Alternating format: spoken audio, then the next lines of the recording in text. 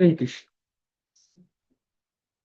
శ్రీమద్ భాగవతం 11వ స్కందంలో 15వ అధ్యాయాన్ని మనం చర్చించుకుంటున్నాము. ఇందులో శ్రీకృష్ణ భగవానుడు యోగ సిద్ధుల గురించి తెలియజేస్తున్నారు. ఈ యోగ సిద్ధులు మొత్తం 18 యోగ సిద్ధుల గురించి తెలియజేస్తున్నారు. ప్రధానమైనటువంటి యోగ సిద్ధులు 8. అవి కాక గౌణ యోగ సిద్ధులు 10. మొత్తం కలిపి 18 యోగ సిద్ధులని ఎలా పొందాలి అనేటువంటి విషయాన్ని మనకి శ్రీకృష్ణ భగవానుడు ఉద్ధవుడికి తెలియజేస్తున్నారు. అయితే ఈ 18 యోగ సిద్ధుల్లో మనం పొందడానికి ఒక్కొక్క రకమైనటువంటి భగవంతుడి యొక్క తత్వాన్ని లేదా ఒక రకమైనటువంటి భగవంతుడి యొక్క లక్షణాన్ని మనం గనక ధ్యానించినట్లయితే ఆ ఏ లక్షణాన్ని భగవంతుడికి ఉన్నటువంటి ఏ లక్షణాన్ని ధ్యానిస్తామో ఆ లక్షణానికి అనుగుణమైనటువంటి యోగ సిద్ధి మనకి లభిస్తుంది. కాబట్టి ఒక యోగి అనేక సిద్ధులని ఎలా సాధిస్తున్నారు అని అంటే ఒక్కొక్క సమయంలో ఒక సిద్ధి సాధించేంత వరకు ఒక రూపాన్ని లేదా ఒక లక్షణాన్ని భగవంతుడి యొక్క ఒక లక్షణాన్ని ధ్యానం చేస్తూ ఉంటాడు. అనుమా సిద్ధి అంటే భగవంతుడి యొక్క పరమాణు రూపాన్ని, అంటే అతి అతి చిన్నదైనటువంటి రూపాన్ని, ఆ లక్షణాన్ని, భగవంతుడి యొక్క ఆ లక్షణాన్ని ధ్యానం చేయడం వలన ఆయనకి అనుమా సిద్ధి వస్తుంది. దీనివలన వ్యక్తి సూక్ష్మాతి సూక్ష్మమైన దానికంటే కూడా సూక్ష్మంగా మారగలడు. తన శరీరం యొక్క పరిమాణాన్ని తగ్గించగలడు. మహిమా సిద్ధి దానికి వ్యతిరేకమైనది. అది పెద్దదానికన్నా కానీ పెద్దగా మారగలదు. అది పొందాలి అని అంటే ఏం చేయాలి? భగవంతుడి యొక్క విశ్వాత్మ రూపాన్ని ఆయన ధ్యానం చేయాలి. ఈ యొక్క భౌతిక జగత్తు యొక్క ఆత్మ ఎవరండి? భౌతిక విశ్వం యొక్క ఆత్మ ఎవరు? భగవంతుడు, విష్ణు భగవానుడు. ఆ భౌతిక జగత్తు అంటే అంత పెద్ద విశ్వాన్ని మొత్తం కూడా వ్యాపకంగా ఉన్నటువంటి భగవంతుడిని ధ్యానిస్తే మహిమా సిద్ధి అనేటువంటిది రావడం జరుగుతుంది. ఇక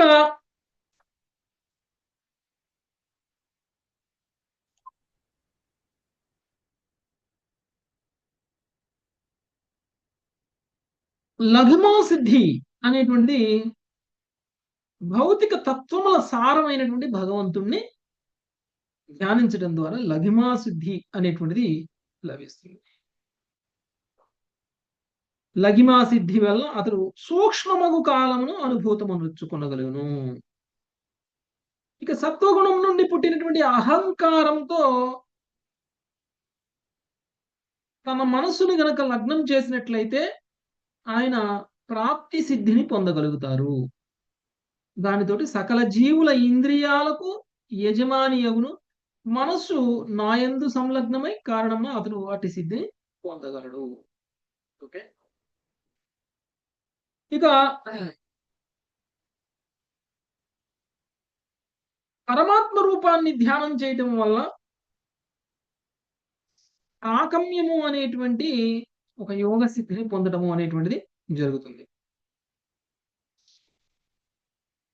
ఎక్కడి వరకు చదువుకున్నాం? 13 చదువుకున్నాం కదండి.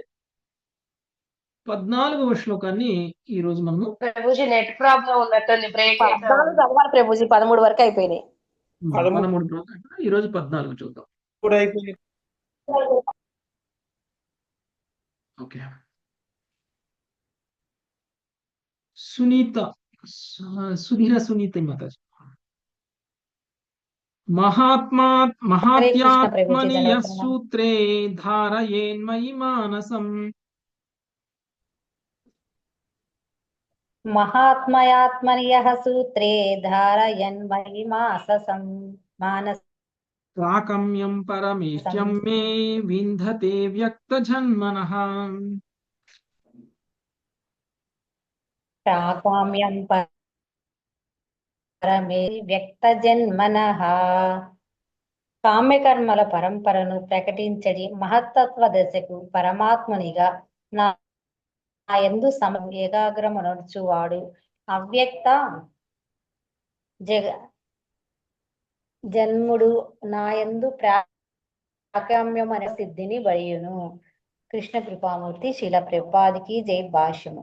మణులను వరుసకు దారము ఆధారమైనట్లు మహత్తత్వమే ఆధారమని సూచించడుకు సూత్ర అంటే దారము అనే పదము ఉపయోగించబడినదని శ్రీ వీరరాఘవాచార్యులు వివరించారు. ఈ ఆత్మ అయినట్టి దేవదేవునిపై స్థిరమగు ధ్యానముచే మనుజుడు ప్రాఖ్యామ్యం అనేది మహోత్కృష్టమగు సిద్ధిని బడియగలడు. భగవానుడు అవ్యక్త ఆవిర్భవించునని లేదా అతని జన్మము అవ్యక్తమని భౌతిక ఇంద్రియములకు అనుభూతికి అతీతమైనది అవ్యక్త జన్మ అను పదము సూచించు. దేవదేవుడు దివ్య రూపము ఆబోధించినంత వరకు ప్రాఖ్యామ్య సిద్ధిని గాని ఇతర మగు నిజమైన యోగ సిద్ధిని గాని పొందుట అసంభవం.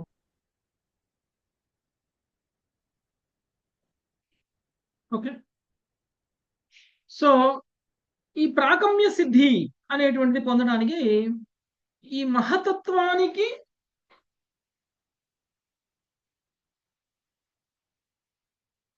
పరమాత్మ అయినటువంటి రూపాన్ని, మహతత్వానికే పరమాత్మ అయినటువంటి రూపాన్ని ధ్యానం చేయడం ద్వారా ప్రాకమ్య సిద్ధి అనేటువంటిది లభిస్తుంది. ఓకే, దీనివల్ల ఏమవుతుందంటే ప్రాకమ్య సిద్ధి వల్ల ఇంతకుముందు మనం చెప్పుకున్నట్లు అవ్యక్తమైపోతారు, అంతేనా, మాయమైపోతారు. ఓకే, అంటే భౌతిక ఇంద్రియాలకి కనపడకుండా ఉండేలా.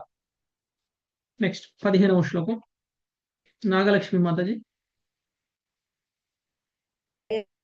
విష్ణౌత్యదీశ్వరే చిత్తం ధారయేత్కాల విగ్రహే.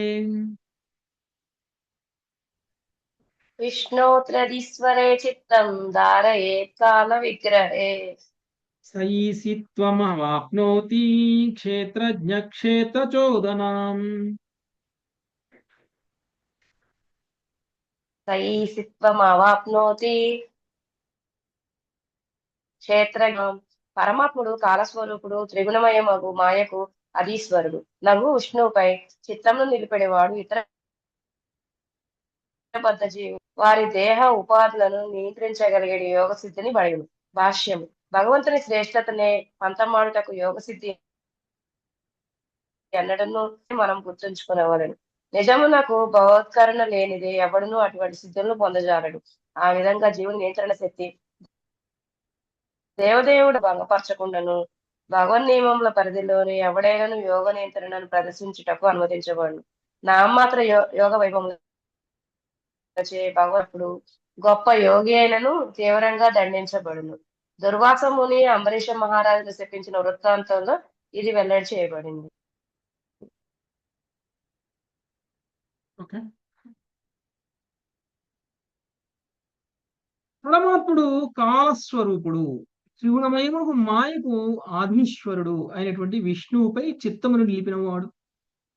ఇతర బద్ధజీవులను వారి దేహములను వారి దేహ ఉపాధులను నియంత్రించగలిగే యోగ సిద్ధిని బడియును.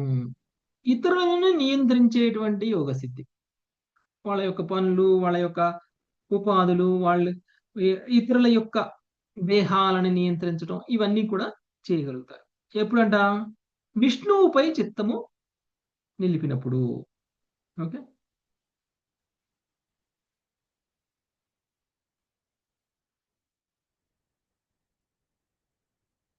నెక్స్ట్ 16వ శ్లోకం లావణ్యమతజీ. నారాయణే తురుయాఖ్యే భగవచ్చబ్దలక్షబ్ధితే.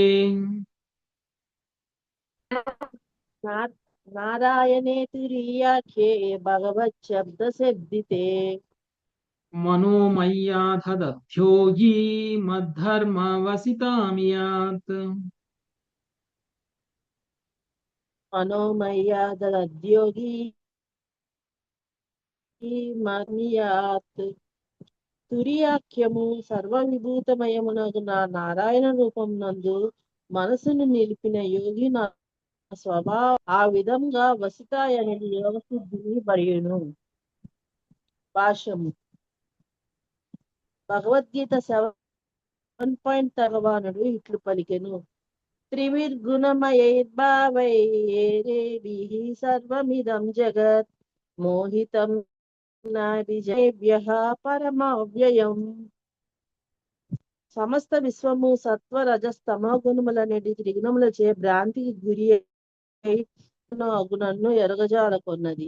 ఈ విధంగా భగవానుడు తురీయ అంటే త్రిగుణములకు అతీతమగు తురీయాంశము అని పిలువబడిన జాగ్రత్త స్వప్న సుషుప్తావస్థ సుషుప్తావస్థలనడి అతీతుడని కూడా తురియ అను పదము సూచించునని శ్రీల వీర రాఘవాచార్యులు తెలిపిరి. దేవదేవుడు భగవద్విభూతులను అనగా సౌందర్యము, జ్ఞానము, వైరాగ్యము, శక్తి అను వాటిని అపరిమితంగా కలిగిన వాడని భగవత్ శబ్ద శబ్దితే అను పద సముదాయము ఏమనగా తురీయునిగా గుణాతీతమగు తురీయాంశముగా భగవంతుని ధ్యానం చే మనుషుడు వసిత సిద్ధిని పొందగలడు. ఇది అంతయు ఆ దేవదేవుని అనుగ్రహము పైననే ఆధారపడి ఉండును. హరే కృష్ణ ప్రభుజీ, ధన్యవాదాలు. ఓకే, తురీయాఖ్యము సర్వ విభూతిమయము అవు నా నారాయణ రూపమునందు మనస్సును నిలిపినటువంటి యోగి నా స్వభావయుక్తుడై ఆ విధంగా వసిత అనేటటువంటి యోగ సిద్ధిని పడేను. వశిత అంటే వశపరుచుకోవడం. ఎవరైనా సరే తన వశపరుచుకోవడం. అలాంటి ఒక యోగ సిద్ధిని పొందాలి అని అంటే తురీయాఖ్యము సర్వ విభూతిమయము అయినటువంటి నారాయణుని ధ్యానం చేయాలి. తురీయాఖ్యం అంటే త్రిగుణాలకి అతీతమైనటువంటి స్థితి. ఓకే, ఇంతకు ముందు మనం తురీయా స్థితి అని చెప్పుకున్నాం. తురీయా స్థితి జాగృత, స్వప్న, సుషుప్త అవస్థలకి భిన్నంగా ఉండేటువంటి స్థితి. జాగృత అవస్థ అంటే సత్వగుణ స్థితి, స్వప్నావస్థ అంటే రజోగుణ స్థితి, సుషుప్తావస్థ స్థితి అంటే తమోగుణ స్థితి.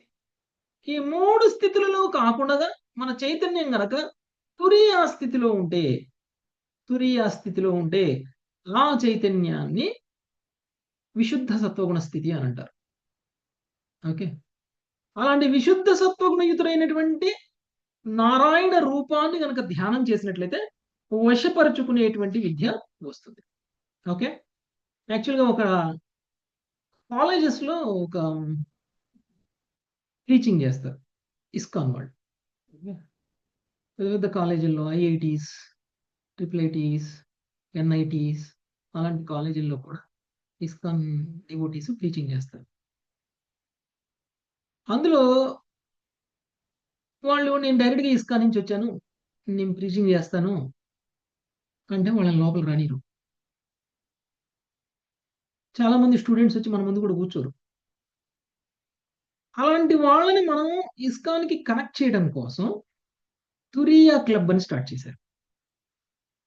తురియా క్లబ్ అంటారు దాన్ని.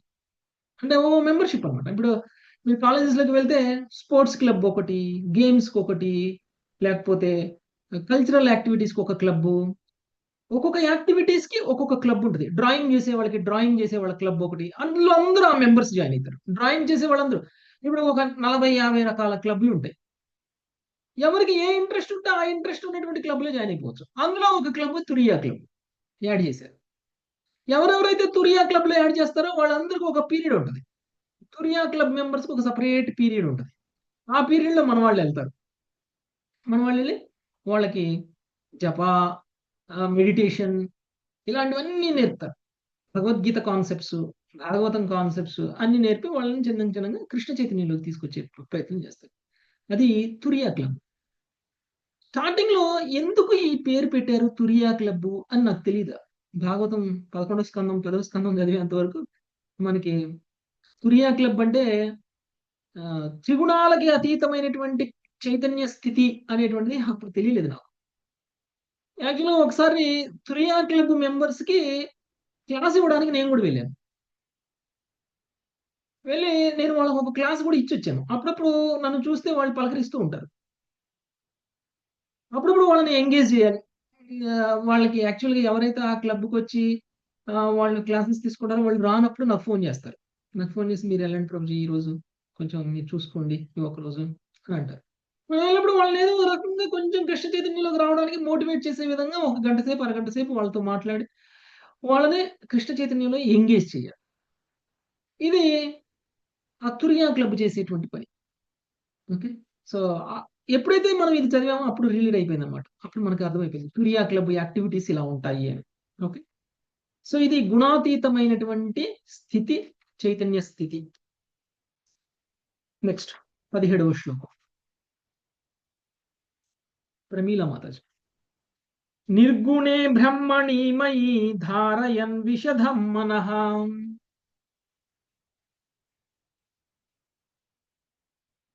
మయి ధారయన్ విశదం మనః పరమానందమాప్నోతి యత్ర కామో వసీయతే. పరమానందమాప్నోతి యత్ర కామో వసీయతే.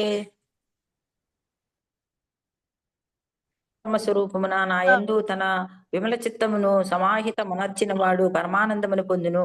అట్టి స్థితిలో అతని కోరికలన్నీయును పరమానంద అను గొప్ప సుఖము అన్నది ఇచ్చట గొప్ప భౌతిక సుఖమును సూచించును. ఏలయన భక్తునికి ఎట్టి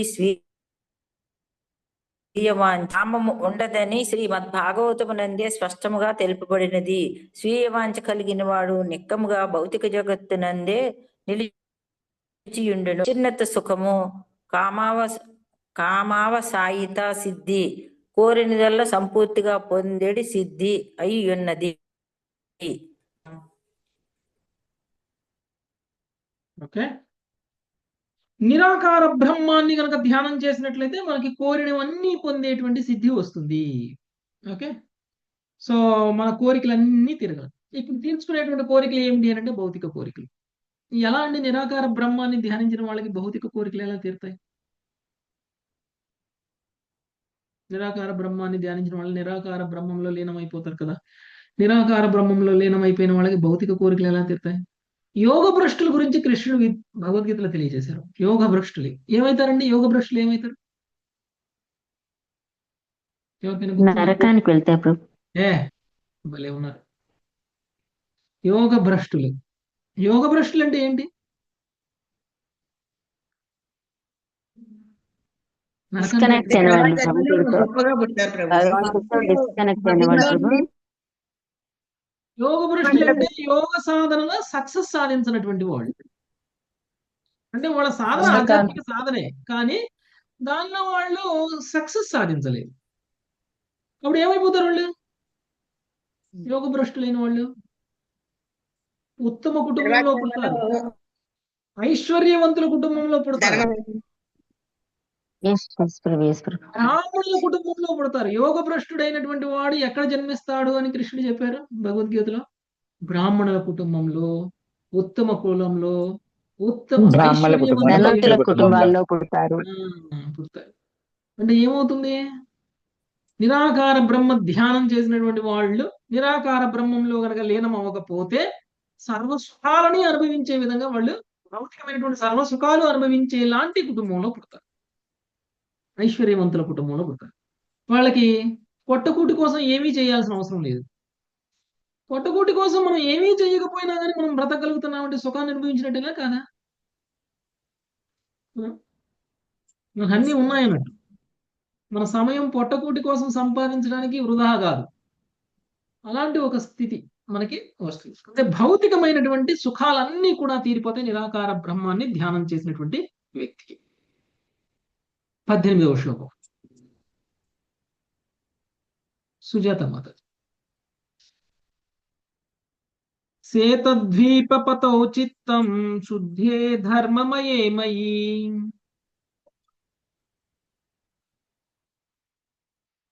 శ్వేతం శుద్ధే ధర్మమయే మయి ధారయన్ శ్వేతతాం యాతి షఢూర్మిరహితో నరః.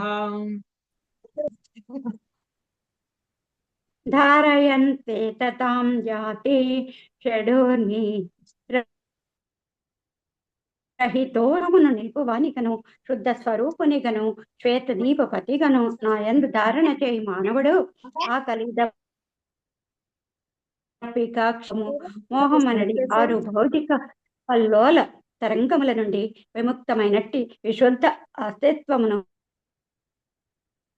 పడయ ప్రకృతి గుణముల నుండి ఉత్పన్నమయ్యడి దశవిధ గౌణ సిద్ధులను పొందడి పద్ధతులను భగవానుడు ఇప్పుడు భౌతిక జగత్తునందు విష్ణు భగవానుడు అనగా శ్వేత ద్వీపపతి అగు ఇచట సంబోధింపబడినకు అధిష్టాతయైన ఆ విధముగా శుద్ధుడు ధర్మమయుడు అని పిలువబడును.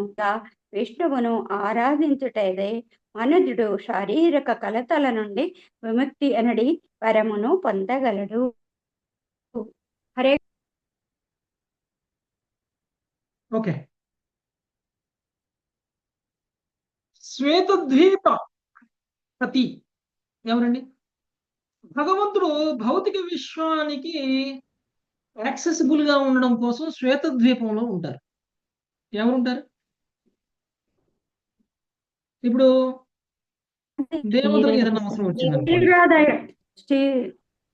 దేవతలకు ఏదైనా అవసరం వచ్చింది అనుకోండి, దేవతలకు ఏదైనా అవసరం వస్తే వాళ్ళు శివుడి దగ్గరికి వెళ్తారు. శివుడు నేను తీర్చలేను అన్నప్పుడు బ్రహ్మ దగ్గరికి వెళ్తారు. బ్రహ్మ శివుడు దేవతలందరినీ తీసుకుని ఎక్కడికి వెళ్తారు? శ్వేతద్వీపం దగ్గరికి వెళ్తారు. శ్వేతద్వీపం దగ్గర క్షీరోదక సాయి అంటే విష్ణు ఉంటారు. విష్ణు ఏ విష్ణువు అయితే గుణావతారాలలో ఒకడు, ఆ విష్ణువు శ్వేతద్వీపంలో ఉంటారు. ఓకే. సో అంటే ఈ భౌతిక విశ్వంలో ఉన్నటువంటి దేవీ దేవతలందరికీ కూడా ఒకవేళ భగవంతుణ్ణి కలుసుకోవాలి అని అంటే యాక్సెసిబుల్ గా ఉండేటువంటి భగవంతుడి యొక్క విస్తారం ఏమిటి అని అంటే శ్వేతద్వీపంలో ఉండేటువంటి విష్ణు భగవానుడు. అలాంటి శ్వేతద్వీపములో ఉండేటువంటి విష్ణువు సత్వగుణానికి అధిపతి. గుణావతారం అని చెప్పుకున్నాం కదా. సత్వగుణానికి అధిపతి విష్ణువు, రజోగుణానికి అధిపతి బ్రహ్మదేవుడు, తమో గుణానికి అధిపతి బ్రహ్మదేవుడు. సో ఈ విధంగా ఈ ముగ్గురులో అంటే త్రిమూర్తులలో ఒకడైనటువంటి విష్ణువు ఎవరైతే ధ్యానం చేస్తారో అలాంటి వ్యక్తికి ఈ యొక్క 6 స్వభావాలు ఏవైతే ఉంటాయో, భౌతికంగా ఉన్నటువంటి వ్యక్తికి ఉండేటువంటి, భౌతిక శరీరాన్ని దాల్చినటువంటి ఒక వ్యక్తికి ఉండేటువంటి 6 ప్రాబ్లమ్స్ ఏవైతే ఉన్నాయో, ఒకటి ఆకలి, దప్పిక, క్షీణత, మృత్యువు, శోకము, మోహము అనేటువంటి 6 భౌతిక క్లేశాల నుంచి విముక్తుడు పొందుతాడు. ఆయనకి ఆకలి ఉండదు, జీవితాంతం తినవసరలా, జీవితాంతం తాగవసరలా, శరీరానికి కష్టాలు అనేటువంటివి లేవు. ఓకే. అలాంటి ఒక స్థితిని పొందగలుగుతారు విష్ణువుని. సత్వగుణానికి అధిపతి అయినటువంటి విష్ణువుని ధ్యానం చేస్తే. 19వ శ్లోకం. దేవి వేముల మాతాజీ. మయ్యాకాశాత్మని ప్రాణే మనసా ఘోషమద్వహన్. దేవి మాతాజీ వేముల మయ్యాకాశ ప్రభు చదువుతున్నాను. మయ్యాకాశాత్మని ముద్వహాన్ తత్రోపలబ్ధా భూతానాం హంసో వాచ శృణోత్యసౌ. తత్రోపలబ్ధా భూతానాం హంసో వాచ శృణోత్యసౌ.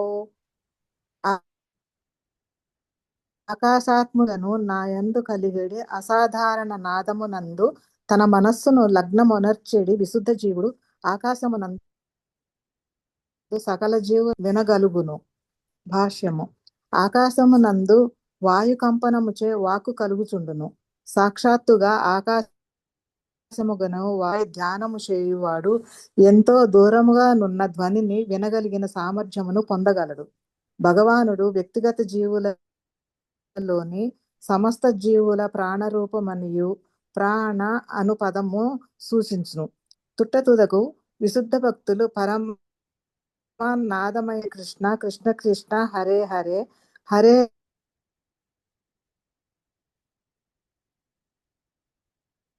జగత్తుకు ఆవలయున్నట్టి ముక్త జీవుల నుండి వెలువడి వాక్కును వినగలుగుదురు. శ్రీమద్ భాగవతములను చదువుచు ఏ జీవుడైనను అట్టి సంవాదమును వినగలడు. దేవదేవుని విభూతులను చక్కగా అవగతము చేసుకొనిన వాడు కృష్ణభక్తమును సిద్ధులను గాంచగలడు. హరే కృష్ణ ప్రభుజీ. ఓకే, ఆకాశాత్మనిగను ప్రాణవాయువును నాయందు కలిగడి అసాధారణ నాదమునయందు తన మనస్సును సంలగ్నమునర్చడి విశుద్ధ జీవుడు ఆకాశమునందు సకల జీవుల వాక్కులను వినగలడు. అంటే మీ మనసులో అనుకునే మాటలు కూడా వినిపిస్తాయి. అదొక సిద్ధి. అంటే భౌతిక తత్వాలు ఏవైతే ఉన్నాయో భగవంతుడి యొక్క భౌతిక తత్వంలో పంచభూతాలు, అందులో ఆకాశ ఆత్మునిగాను ప్రాణవాయువును నా యందు కలిగిన అసాధారణ నాదమును ఎందును అంటే ఓంకారం తన మనస్సును లగ్నమునర్చడి విశుద్ధ జీవుడు ఆకాశమునందు సకల జీవుల వాక్కులను వినగలడు. ఓకే,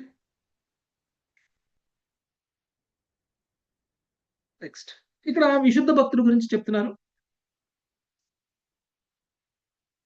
భగవంతునిపై ధ్యానము చేయువాడు ఎంతో దూరముగా ఉన్నటువంటి ధ్వనిని వినగలిగిన సామర్థ్యమును పొందగలడు. భగవానుడు వ్యక్తిగత జీవులలోని ప్రాణస్వరూపమనియు సమస్త జీవుల ప్రాణ రూపమనియు ప్రాణ అను పదము సూచించను.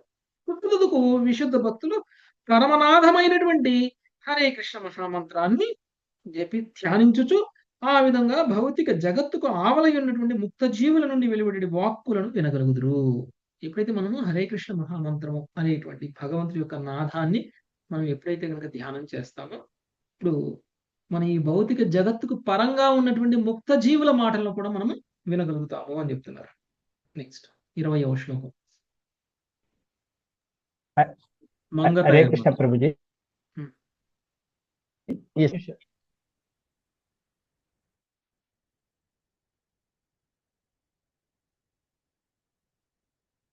హరే కృష్ణ. హరే కృష్ణ. ఓకే, చదవండి మాతాజీ. హరే కృష్ణ. చక్షుస్త్వష్టరి సంయోజ్య త్వస్తారమపి చక్షుషి చక్షుస్త్వష్టరి సంయోజ్య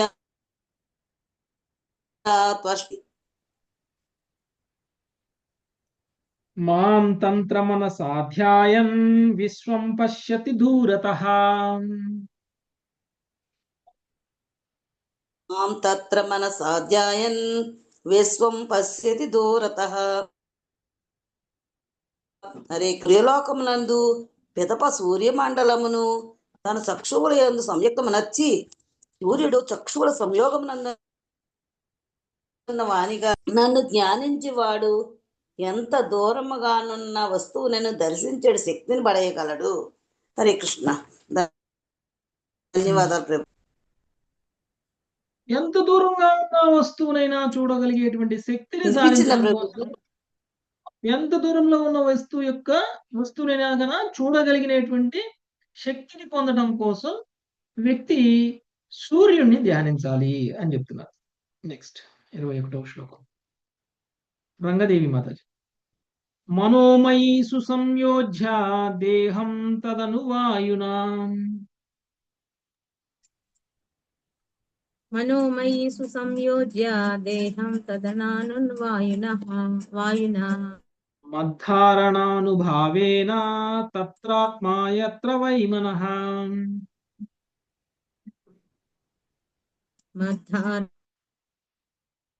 మద్ధారణానుత్రాత్మా యత్ర వై మనః. నా యందు మనసు పూర్తిగా సంలగ్నమైన వాడు పిదప మనస్సును అనుసరించడి దేహమును నా యందు లీనమనర్చువాడు ఒక యోగి నాపై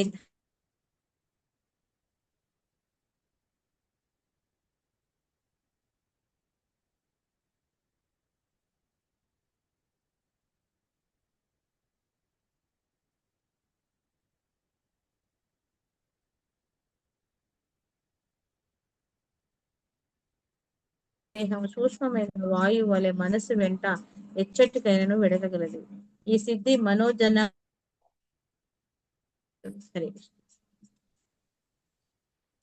ఓకే ఓకే నా యందు మనస్సు పూర్తిగా సంలగ్నమైన వాడు పిదప మనస్సును అనుకరించడి వాయువును ఉపయోగించి దేహమును నా యందు లీనమునర్చువాడు ఒక యోగి నాపై ధారణ శక్తి ద్వారా తాను తలచిన చోటుకు శీఘ్రమే పోగలిగే సిద్ధిని పొందను. అంటే మనోవేగంతో ప్రయాణం చేసేటువంటి ఒక సిద్ధి ఎప్పుడు వస్తుందంట? మనసులో భగవంతుడి యొక్క మనస్సును అనుసరించడి వాయువును ఉపయోగించి దేహమును నాయందు లీనమునర్చినటువంటి వాడు. ఓకే, అంటే భగవంతుడి యందు మనస్సుని స్థిరంగా నిలిపినటువంటి వాడికి. నెక్స్ట్ 22వ శ్లోకం సునీత కంఠమనేన్మద. యథా మనముపాధాయ యద్యద్రూపం బుభూషతి. యదా మనముపాధాయ యద్యద్రూపం బుభూషతి తద్భవేన్మనోరూపం మధ్యోఘబలమాశ్రయః. తద్భవేన్మనోరమాశ్రయః. భావము: యోగి తన మనస్సును ఒక విశేష రీతిలో ఉపయోగించి ఒకానొక రూపమును పొందగోరినప్పుడు దేని చేతనైతే నేను అసంఖ్యాక రూపములను ధరింతును అట్టి నా యోగ బల ఆశ్రయమున మనస్సును లగ్నమనర్చుట. భాష్యము: ఈ సిద్ధి కామరూపము. కోరిన ఏ రూపమునైనను చివరకు దేవతా రూపమునైనను ధరించగలిగేది సామర్థ్యము అని పిలువబడు. తమ చిత్తములను శ్రీకృష్ణుని ఒకానొక సేవలో లగ్నమనర్చి ఆ విధంగా సచ్చిదానందమయ జీవనమునకై క్రమముగా ఆధ్యాత్మిక దేహమును శ్రీకృష్ణ నామ కీర్తనమనడి విధానమును స్వీకరించి మానవ జీవిత నియమ నిబంధనలను ఖచ్చితంగా పాటించడి వాడు ఎవడైనను కాంతిని భగవద్ రాజ్యములో నిత్య ఆధ్యాత్మిక దేహమును ధరించడి సిద్ధి పడేయగలడు. కామరూపము అనేటువంటి సిద్ధి, ఇది చరమ సిద్ధి. భగవంతుడి యొక్క అసంఖ్యాక రూపముల్ని ఏ శక్తితో అయితే ధరిస్తారో ఆ యోగ బలమును ఆశ్రయించినటువంటి ఆశ్రయంగా మనస్సును సంలగ్నమనొచ్చినట్లయితే అట్టి సిద్ధి సాధ్యమగును. ఓకే, అంటే సారూప్య ముక్తి. ఓకే, సారూప్య ముక్తి లాంటిది అనమాట ఇది. కోరిన ఏ రూపమునైనను చివరకు దేవతా రూపమునైనను ధరించగలిగేటువంటి సామర్థ్యము కామరూపము అంటే. సో అలా కాకుండా కేవలం కృష్ణుడి యొక్క సేవలో కనుక ఉన్నట్లయితే కనుక మనము అప్పుడు మనం పొందేటువంటిది కూడా సుమారుగా ఇలానే ఉంటుంది. మనం ఈ రూపాన్ని వదిలేసి భగవంతుని యొక్క రాజ్యంలో మనం ఆ రూపాన్ని పొందగలిగేది. అంటే మనం మన లోకంలో ఉన్నటువంటి రూపాలను కాకుండా దేవతాలోకాలలో, బ్రహ్మలోకంలో, ఉత్తమ లోకాలలో ఉన్నటువంటి వాళ్ళ యొక్క రూపాలను కూడా మనం తీసుకోగలిగేటువంటి శక్తి. ఓకే, అదే భక్తుడు అయినట్టయితే ఆధ్యాత్మిక లోకంలో ఉన్నటువంటి రూపాన్ని తీసుకోగలుగుతాం. 23 లక్ష్మీ రూపమాత. పరకాయం విషం సిద్ధ ఆత్మానం తత్ర భావయేత్. పరకాయం ఆత్మానం తత్ర భావయేత్. పిండం హిత్వా విషేత్ ప్రాణో వాయుభూత షడంఘ్రియాత్. పిండం హిత్వా విశేషాత్ ప్రాణో వాయుభూత షడం పరిపూర్ణమగు యోగి పరకాయ ప్రవేశము చేయగోరినప్పుడు ఆ దేహము నందు తననే ధ్యానించవలెను. పిదప తన స్థూల దేహమును త్యజించి ఒక పుష్పము నుండి వేరొక పుష్పమునకు సులభముగా ఎగిరిపోయే రీతి వాయుపదము ద్వారా సించును. భాష్యము: నాసికారంధ్రముల ద్వారా నోటి ద్వారా గాలి దేహంలోనికి పీల్చబడినట్లు యోగి యొక్క సూక్ష్మదేహ బాహ్యవాయువు పదములో ప్రయాణించి సులభముగా వేరొకని దేహములో ప్రవేశించును. దీనిని తుమ్మెద అతి సులభముగా ఎగురుటతో పోల్చవచ్చును. ఎవడేని ఒక విరోచిత పురుషుని లేదా అందమైన వనితను మెచ్చుసాధారణ జీవితమును కోరవచ్చును. అటువంటి అవకాశము పరకాయ ప్రవేశము లభ్యమగును. దేవదేవుని ఆధ్యాత్మిక రూపము ధ్యానమున లగ్నమైనందున విశుద్ధ భక్తుడు వాస్తవ ఆకర్షితులు కారు. ఆ విధముగా వారు నిత్య జీవ స్థితి యందు దివ్యులగును సంతుష్టులు. హరే కృష్ణ ప్రభుజీ, ధన్యవాదాలు. ఓకే, పరకాయ ప్రవేశం చేయాలి అని అనుకున్నటువంటి వాళ్ళు, పరకాయ ప్రవేశం అంటే ఎవరి శరీరంలోకైనా సరే వెళ్ళిపోవడం. ఓకే, వేరే వాళ్ళ శరీరంలోకి. ఒక ఇదివరకు సినిమాలలో, పాత సినిమాలలో ఇలాంటివన్నీ వచ్చాయన్నమాట. ఒక కుక్క శరీరంలోకి, లేకపోతే ఒక జంతువు శరీరంలోకి, లేకపోతే ఒక వేరే మనిషి శరీరంలోకి వెళ్ళిపోవడం అనేటువంటిది జరుగుతుంది. అలా పరకాయ ప్రవేశం చేయాలి అనుకున్నటువంటి వాళ్ళు ఏ శరీరంలోకి అయితే మనం వెళ్ళాలి అని అనుకుంటున్నామో ఆ శరీరాన్ని నిరంతరం ధ్యానం చేయడం ద్వారా మనం ఆ పరకాయ ప్రవేశం చేయగలుగుతాము అని అంటారు. నెక్స్ట్ 24వ శ్లోకం మంజులతమ. పార్ష్ణ్యాపీఢ్యగుదం హరే ప్రాణం కృష్ణ ప్రభుజీ. రుధుర కంఠమూర్ధసు. పీడ్యగుదం ప్రాణం హృదురః కంఠమూర్ధసు. ఆరోప్య బ్రహ్మరంధ్రేణ బ్రహ్మనీత్యోత్సృజేతనం.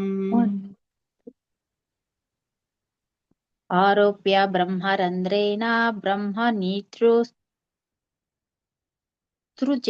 మృత్యుసిద్ధిని బడసిన యోగి గుదమును కాలి మడమచే నిరోధించి పిదప ఆత్మను హృదయము నుండి వక్షస్థలమునకు, కంఠమునకు, చివరకు శిరోభాగం బ్రహ్మరంధ్ర స్థితుడై అతడు పిదప తన దేహమును త్యజించి ఆత్మను గమ్యస్థానమునకు తీసుకొని పోవును. భాష్యము. స్వచ్ఛంద మృత్యువనడి భీష్మదేవుడు కురుక్షేత్ర యుద్ధానంతరము అద్భుతముగా ప్రదర్శించియుండెను. శ్రీల శ్రీధర స్వామి అభిప్రాయం అనుసరించి ఈ శ్లోకమునందు వాడబడి లక్షణమునకు అనగా నానా విధములకు భావములను సూచించుటకు వాడబడేది సాధారణ పదము.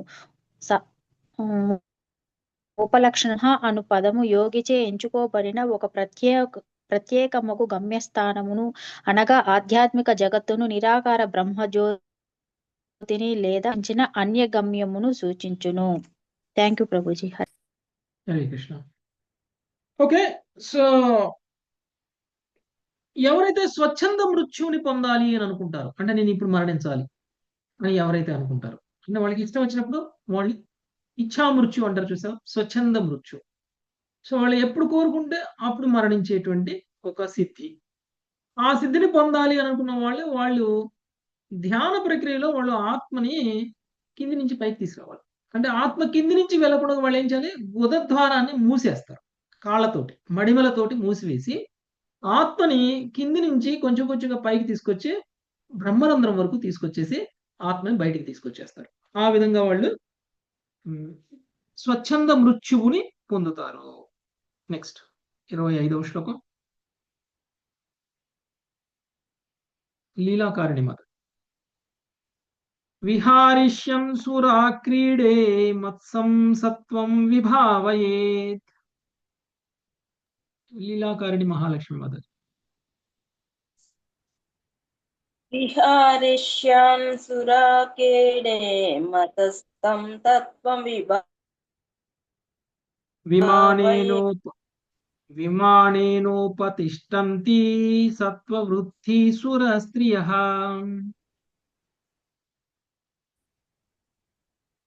విమానేనోపతిష్టంతి సత్వవృత్తిః సురస్త్రియః. దేవతోద్యాన ముఖములను అనుభవింపగోరేడి యోగి నాయందు స్థిరమైనట్టి విశుద్ధ సత్వగుణము అంతట సత్వగుణము నుండి ఉత్పన్నమైనట్టి సురవనితలు విమానములలో. హరే కృష్ణ. ధన్యవాదాలు. ఓకే, దేవతో ధ్యాన సుఖమును అనుభవింపగోరడి యోగి నా యందు స్థితమైనటువంటి విశుద్ధ సత్వగుణమును ధ్యానించవలెను. అంతటా సత్వగుణము నుండి ఉత్పన్నమైనటువంటి సురవనితలు విమానములలో అతని చెంతకు చేరుదురు. అంటే ఎవరైతే దేవతాలోకాలలో పొందేటువంటి సుఖాలని పొందాలి అని కోరుకుంటారో అలాంటి వాళ్ళు సత్వగుణయుతమైనటువంటి భగవంతుడిని ధ్యానించాలి. భగవంతుడి యొక్క గుణం సత్వగుణాన్ని ధ్యానించగలిగితే గనక అది సాధ్యమవుతుంది అని చెప్తున్నారు. నెక్స్ట్ 26వ శ్లోకం సర్వారాధ్య మాతాజీ. యథా సంకల్పయేద్బుద్ధ్వా యథా వా మత్పరః పుమాన్. కృష్ణ ప్రభుజీ. యథా సంకల్పయేద్బుద్ధ్యా యదా వామత్పర పుమాన్. మయి సత్యే మనోయుంజం అథా తత్సముపాశ్నుతే. మయి సత్వే తత్సముపాస్నుతే. నా యందు శ్రద్ధ కలిగిన యోగి తన మనసును నా యందే లగ్నమర్చి నా ప్రయోజనము సర్వదాడి తాను సంకల్పించిన విధానం చే తన ప్రయోజనము ఎల్లప్పుడూ సాధించగలడు. శ్రీల ప్రభుపాదుల వారి భాష్యం. యథా సంకల్ప సంసర్జుడు అశుభ సమయంలో యత్నించలను తన లక్ష్యము సాధించగలనని ఈ శ్లోకం నందు యథా ఎప్పుడైనా అని పదం సూచించను. శ్రీకృష్ణ భగవానుడు కోరిక ఉద్దేశము ప్రయోజనము లేదా నిర్ణయము సర్వదా నెరవేరునట్టివాడు పిలువబడును. భక్తి యోగము ద్వారా ఏ ప్రవేశమందైనను నిర్వహింపగలిగేది అమోఘము భక్తి యోగం ద్వారా శ్రీకృష్ణ భగవానుతో సంబంధము పునరుద్ధరించుకున్నటకు దృఢ సంకల్ప భక్తి సిద్ధాంత సంస్థ ఠాకూర్లు పేర్కొంది. శ్రీకృష్ణుని పొందుటకే సరియైన నిర్దేశం వసుకుంట పలు గ్రంథములు ఉన్నవి. వాటిలో కొన్ని ఇట్లున్నవి. శ్రీల జీవ గోస్వామి వృక్షము, శ్రీల కృష్ణదాస కవిరాజు గోస్వామి వారి శ్రీ గోవింద లీలామృతము, శ్రీల విశ్వనాథ్ చక్రవర్తి ఠాకూర్ల వారి శ్రీకృష్ణ భావనామృతము, మరియు శ్రీల భక్తివేద ఠాకూర్ల వారి శ్రీ గౌరాంగ స్మరణ మంగళ.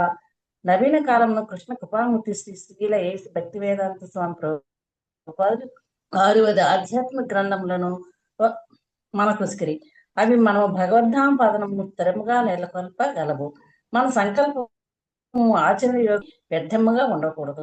భగవద్ధామమునకు వెడలుట ద్వారా జీవిత సమస్యలన్నింటికి శాస్త్ర పరిష్కారం చేకూర్చుటకు ప్రభుజీ. హరే కృష్ణ. ఓకే, మనకి ఏ భౌతిక కోరుకున్నా ఏ ఆధ్యాత్మిక కోరుకున్నా కానీ మనం ధ్యానించాల్సింది, మనం అర్చించాల్సింది, మనం కోరుకోవాల్సింది ఎవరినండి? స్వయంగా భగవంతుడైనటువంటి శ్రీకృష్ణ భగవానుడు.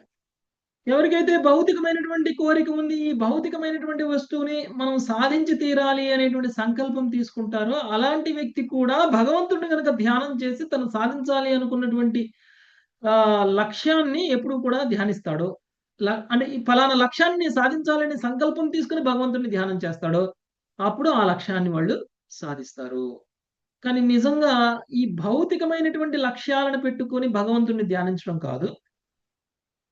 అంతిమ లాభం పొందేటువంటి ఆధ్యాత్మికమైన లక్ష్యం ఏదైతే భగవంతుడి యొక్క ధామానికి వెళ్ళడం కోసం అవసరమైనటువంటి ముక్తిని పొందడం కోసం అవసరమైనటువంటి దాన్ని లక్ష్యంగా పెట్టుకుని కనుక మనం ధ్యానించినట్లయితే భగవంతుడి యొక్క రూపాన్ని, అది కూడా మనకి సాధ్యమవుతుంది. కాకపోతే మనం తీసుకోవాల్సిన సంకల్పంలో మార్పు ఉండాలి. భౌతిక విషయాలని సాధించడం కోసం కాకుండా ముక్తి సాధించడం కోసం సంకల్పం పెట్టుకోవాలి. అప్పుడు అది సాధ్యమవుతుంది. అలా చేయాలి అంటే మనకి సహకరించడానికి వైష్ణవ ఆచార్యులు ఇచ్చినటువంటి అనేక గ్రంథాలు ఉన్నాయి. శ్రీల ప్రభుపాదుల వాళ్ళు రాసినటువంటి 60కి పైన గ్రంథాలు ఉన్నాయి. వాటన్నిటిని కూడా మనం సంకల్పం తీసుకుని అవన్నీ చదవాలి. వాటి ద్వారా మనం ఆధ్యాత్మికంగా పురోగమించాలి అని కోరుకుని మనం భగవంతుడి యొక్క ధ్యానం చేసినట్లయితే కనుక అది కూడా సాధ్యమవుతుంది అని చెప్తున్నాను. నెక్స్ట్ 27వ శ్లోకం శేషరత్నం మాతాజీ. యో వై మద్భావమాపన్నా ఈసితుర్వతి సితుః పుమాన్. ఏ మాపన్నా ఈసితిర్విషితుః పుమాన్. కుతశ్చిన్న విహన్యేత తస్య చాజ్ఞాయతా మమ. కుతశ్చిన్న విహాయేత్య తస్య చాజ్ఞాయతా మమ. నన్ను చక్కగా ధ్యాన శాసకుడుగును పరమ నియామకుడును అగు నా స్వభావం పొందగలడు. నా ఆజ్ఞ వలనే అతని ఆజ్ఞ దేవి చేతను. భాష్యము. భగవంతుని ఆజ్ఞ చేతనే సమస్త సృష్టి నడుపుతున్నది. ఇది భగవద్గీత యందు 9.10 ఇట్లు చెప్పబడినది. ప్రకృతి మాయతే చరాచరం సూయతే చరాచరం హేతునానేన కౌంతేయ జగత్పరివర్తతే. ఊళ్ళో ఒకటైన భౌతిక ప్రకృతి నా అధ్యక్షతను వర్తించుచు స్థావర జంగమలను సృష్టించుచున్నది. దాని నియమమును మరలా సృష్టించబడును లయము నొందుచున్నది. అట్లే శ్రీ చైతన్య మహాప్రభువు ప్రపంచ నందరూ కృష్ణ భక్తుని చేపట్టవలని ఆజ్ఞాపించి కనుక శ్రద్ధావంతులకు భక్తులందరూ ప్రపంచమునంతకు ప్రచారము చేయవలసి ఉన్నది. ఆ రీతిగా వారు అప్రతిహతమైన అజ్ఞానము సిద్ధిలో పాలు పంచుకొనగలరు అని ప్రమాణం శ్రీ ప్రభుజీ. ఓకే,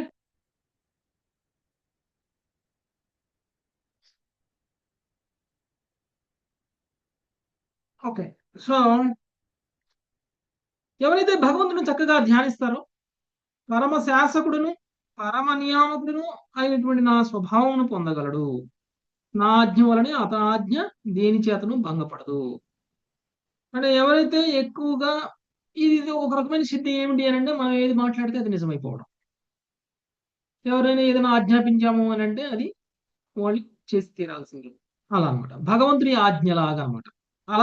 అలాంటి ఒక భగవంతుడి లక్షణాలను మనం పొందగలగాలి అని అంటే చక్కగా మనం భగవంతుడిని ధ్యానించడం ద్వారా కూడా అది సాధ్యమవుతుంది.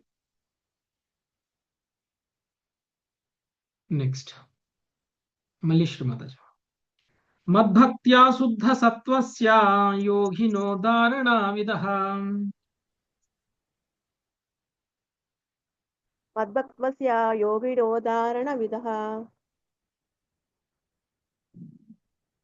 తస్య త్రైకాలికీ బుద్ధిర్జన్మ మృత్యుపబృంహితా. తస్య త్రైకాలికీ బుద్ధి జన్మ మృత్యు. నా ఎడ భక్తి చే తన అస్తిత్వమును పవిత్రమనర్చుకున్న యోగి ధ్యాన విధిని చక్కగా నెరిగిన వాడే బోధ భవిష్యత్తు వర్తమానముల జ్ఞానం వల్ల అతడు తన యొక్క ఇతరుల యొక్క జన్మ మృత్యువుల వివరము చక్కగా చూడగలడు. ప్రభుపాల్ వారి భాష్యము. 8 ప్రధాన సిద్ధులను 10 గౌణ సిద్ధ భగవానుడు ఇప్పుడు 5 తుచ్చ యోగ సిద్ధులను వివరించుచున్నాడు. హరే కృష్ణ. ఓకే, ఇంకొక 5 యోగ సిద్ధుల గురించి ఇప్పుడు వివరించబోతున్నారు. నా ఎడ భక్తిచే తన అస్తిత్వను పవిత్రమంచుకోగా యోగి ధ్యాన విధిని చక్కగా ఎరిగిన వాడై భూత భవిష్యత్తు వర్తమాన కాలాల జ్ఞానమును పొందును. అందువలన అతడు తన యొక్క ఇతరుల యొక్క జన్మ మృత్యువుల వివరములను చక్కగా చూడగలడు. త్రికాలాలలో అంటే భూత భవిష్యత్ వర్తమాన కాలాల్లో జరిగేటువంటి విషయాల్ని తెలుసుకోవాలి అనేటువంటి ఉద్దేశంతో కనుక ధ్యానం చేసినట్లయితే, అంటే భగవంతుడి పట్ల భక్తి అనేటువంటిది మనల్ని పవిత్రం చేయడానికి అనేటువంటి విషయాన్ని మర్చిపోయి మనము ఆ యొక్క ధ్యాన ప్రక్రియ ద్వారా ఈ సిద్ధిని పొందాలి అనేటువంటి ప్రయత్నం చేసినట్లయితే కనుక అప్పుడు వాళ్ళు భూత భవిష్యత్ వర్తమాన కాలాల్లో మన విషయంలోనూ ఇతరుల విషయంలోనూ ఏం జరగబోతుందనే విషయం మనం తెలుసుకోగలుగుతాం. నెక్స్ట్ 29 లతా మాతాజీ. ఆజ్ఞాధివిర్న హన్యేత మునేర్యోగమయం వపుః.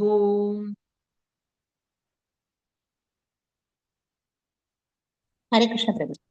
ఆజ్ఞాధివిర్న హత్యేన మనోర్యోగమయం వపుః. మధ్యోగ శాంత చిత్తస్య యథా సాముదకం యథా. మధ్యోగ శాంత చిత్తస్య యథా సాముదకం. జలచరముల దేహములు జలముచే గాయపడినట్లు నా ఎందరి భక్తిచే శాంత చిత్తుడైన వాడు యోగమునందు పూర్వాడు అగి యోగి దేహం అగ్ని సూర్యుడు జలము విషము మున్నగు వానిచే నాశనం చెందదు. భాష్యము. సముద్రమునందు జలముచే ఎన్నడూ గాయపడవు, పైగా జలంలో అవి జీవితంలో ఆనందంగా గడుపుచుండును. అట్లే యోగము ఆయుధము అగ్ని విషము మున్నగు వాటి దాడిని కాచుకొనుటకు ఒక క్రీడ వంటిది. భక్త ప్రహ్లాదుడి అతనిపై దాడి చేసి ఉండెను, కానీ పరిపూర్ణమగు కృష్ణ భక్తి కారణమున ప్రహ్లాదుడు గాయపడలేదు. యోగ సిద్ధులను అనంత పరిమాణంలో కలిగి ఉన్నవాడే యోగేశ్వరుని పిలువబడేది. శ్రీకృష్ణుని కరుణ పైననే విశుద్ధ శుద్ధ భక్తులు ఆ దేవదేవునితో నిరంతరము జతకూడి ఉన్న కారణమున భక్తులు తమ యజమాని రక్షకుడు నైన వారిని చెంత అది వరకే అనంత పరిమాణంలో ఉన్నట్టి శక్తులను ప్రత్యేకంగా తాము పొందరు. మనుషుడు సముద్ర మధ్యమున పడినదో వెంటనే మునిగిపోవును, కానీ చేప అనే అలలలో క్రీడానుభూతిని పొందుచుండును. అట్లే బద్ధజీవులు సంసార సాగరమున పడి తమ పాపము నందు మునిగిపోవుచుండవచ్చు, కానీ భగవత్ శక్తిగా గుర్తించి దేవదేవుడగు శ్రీకృష్ణుని ప్రేమ భక్తులు పూర్తిగా నెలకొని వారే ఆ జగత్తు నందు ఆనందాన్ని పొందుచుందురు. హరే కృష్ణ ప్రభు. Thank you. భగవంతుడి పట్ల ఉండాల్సినటువంటి భక్తిలో శాంతి చిత్తుడై యోగంలో పరిపూర్ణ వికాసమును పొందినటువంటి వ్యక్తి ఆయన యొక్క దేహము అగ్నితో కానీ, సూర్యుడి వలన కానీ, జలము వలన కానీ, విషం వల్ల కానీ నాశనము చెందదు. ఏ విధంగా అయితే నీళ్లలో ఉన్నటువంటి చేప నీళ్ల వల్ల ప్రభావితం కాదు, ఆ విధంగా అగ్నిలో ఉన్న అగ్ని మనల్ని ఏం చేయదు, విషం తాగినా విషం మనల్ని ఏం చేయదు. ఓకే, జలంలో ఉన్న జలం మనల్ని ఏమి చేయదు, సూర్యకాంతి కూడా మనల్ని ఏమి చేయదు. అలాంటి ఒక యోగ సిద్ధిని పొందడం అనేటువంటిది జరుగుతుంది. నెక్స్ట్ 30 శిరీషమత. మద్విభూతిరభిధ్యాయం శ్రీవత్సాస్త్ర విభూషిత. మద్విభూతిరభిధ్యాయన్ శ్రీవత్సాస్త్ర విభూషితాః ధ్వజాతపత్ర వ్యజనై సభవేధ పరాజితః.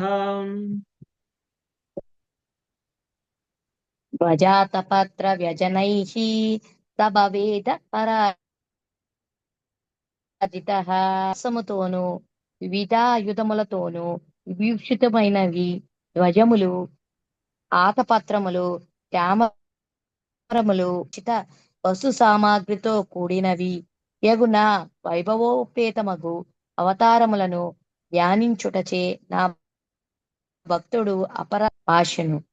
భగవానుని విభూతిపూర్ణ అవతారముల యొక్క రాజోచిత సామాగ్రి అతని సర్వశక్తిమత్ భగవానుని శక్తిపూర్ణములు రాజలక్షణయుతములు నైన అవతారములను ధ్యానించుచు భక్తులు కృష్ణ కర్ణామృతము నందలి 107వ శ్లోకము బెల్వమంగళ ఠాకూర్లు ఇట్లు పలికిరి.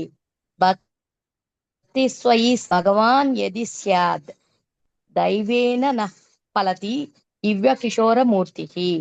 వ్యక్తి స్వయం ముకుళి సేవతే స్మాన్ ధర్మార్థ కామగతయః సమయ ప్రతీక్షాః. నీ ఎడమేము అకుంఠితమగు భక్తిని పొందినచో సహజముగానే నీ దివ్య కిషోర రూపము మాకు ప్రజముగా ముక్తికాంత స్వయముగా ముకుళిత హస్తమై మమ్ము సేవించుటకు వేచి ఉండగలదు. ఆ అర్థము మమ్ము సేవించుటకు ఓపికగా ఎదురు చూడగలవు. హరే కృష్ణ ప్రభుజీ. ఓకే, భగవంతుడి యొక్క విభూతి పూర్ణ రూపాన్ని కనుక మనం ధ్యానం చేసినట్లయితే మనం అపరాజితులమవుతాము, అంటే మనల్ని ఎవ్వరూ కూడా జయించలేరు. ఓకే, సో అలాంటి ఒక స్థితికి మనం వెళ్తాము. యాక్చువల్గా ఇవన్నీ సిద్ధుల కోసం చేసేటువంటి ధ్యానం. అయితే ఇక్కడ ఏం చెప్తున్నారు అని అంటే, మనం ఒకవేళ విశుద్ధమైనటువంటి భక్తిని కనుక ప్రదర్శించినట్లయితే ధర్మార్థ కామములు కూడా మనకి సేవ చేయడానికి ఎదురు చూస్తూ ఉంటాయి.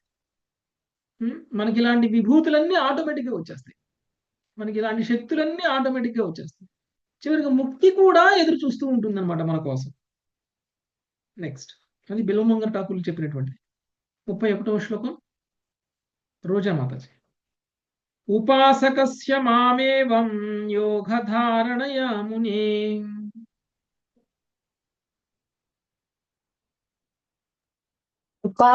ఉపాసకస్య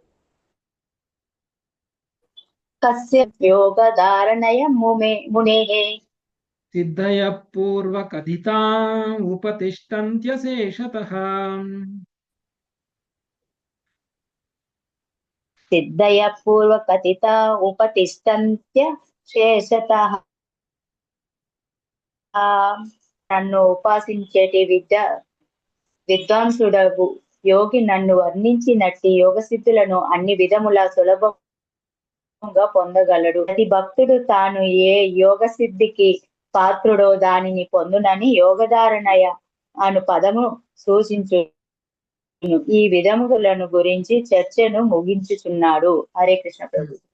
సో ఈ విధంగా ఇప్పటి వరకు 18 రకాల యోగ సిద్ధుల్ని సాధించడానికి ఎవరెవరికి ఎలాంటి యోగ సిద్ధిని సాధించేటువంటి అర్హత ఉంటుందో ఆ అర్హత అనేటువంటిది వాళ్ళు ధ్యానించేటువంటి ఆ యొక్క ధ్యాన లక్ష్యం మీద ఆధారపడి ఉంటుంది.